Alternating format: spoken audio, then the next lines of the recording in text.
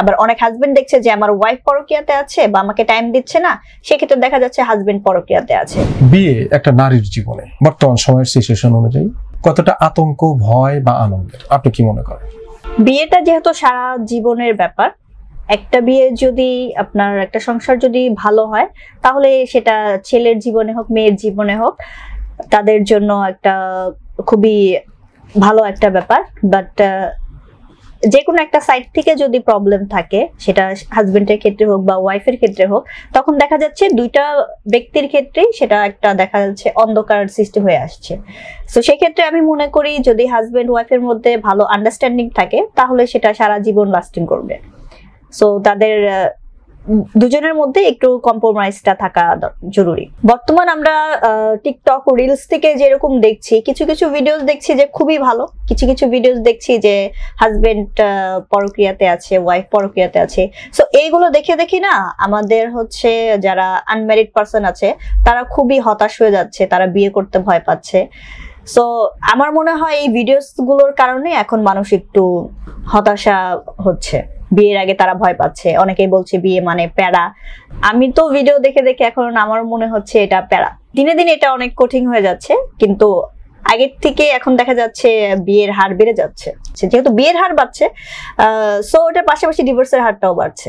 যেহেতু পরকীয়া প্রেমের কথা বললেন, পরকীয়া একবার নিরপেক্ষ কথা বলবেন, ছেলেরা বেশি করে না মেয়েরা বেশি করে?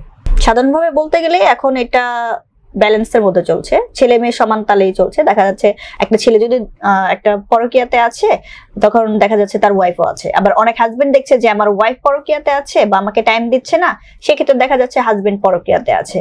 সো আমার কাছে যেটা মনে হয়, একটা সংসারে তো আর সেম হয় না, দেখা যাচ্ছে একটা সংসারে এরকম হচ্ছে আরেকটা সংসারে উল্টোটা হচ্ছে।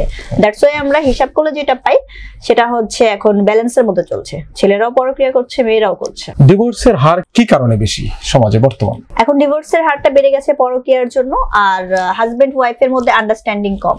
নিরপেক্ষভাবে বলতে গেলে মোবাইল ফোন, ইন্টারনেট। এখন ইন্টারনেটটা আমাদের এত সহজলভ্য হয়ে গেছে, ঘরে ঘরে সবার কাছে ইন্টারনেটটা থাকার কারণে দেখা যাচ্ছে অনেকে পরক্রিয়া না করলেও দেখা যাচ্ছে তাদের জীবনের একটা ইম্পর্টেন্ট টাইমটা তারা ফোনের মধ্যে কাটাচ্ছে। সেটা ইউটিউবে হোক বা রিলস দেখে হোক বা কারোর সাথে ফেসবুকে চ্যাটিং করে হোক, বাট তারা তাদের জীবনের মূল্যবান সময়টা ফোনে দিয়ে পার করে দিচ্ছে, যার কারণে হাজবেন্ড ওয়াইফের মধ্যে আন্ডারস্ট্যান্ডিং এর গ্যাপ হয়ে যাচ্ছে। আর আমার মনে হয় এই কারণে ডিভোর্সটা বেশি হচ্ছে। এই থেকে বেরিয়ে আসার উপায় কি? এই থেকে বেরিয়ে আসার উপায় হাজবেন্ড ওয়াইফ দুজনেরই প্রচুর পরিমাণ একজন আরেকজনকে সময় দিতে হবে। তাদের সপ্তাহে প্রতিদিন না হোক, প্রতি সপ্তাহে একবার না হোক, মাসে একবার হলেও হাজবেন্ড ওয়াইফের উচিত বাইরে থেকে একটু নিজেদের মতো করে ঘুরে আসা, একটু দেখা গেল রিক্সায় ঘোরা।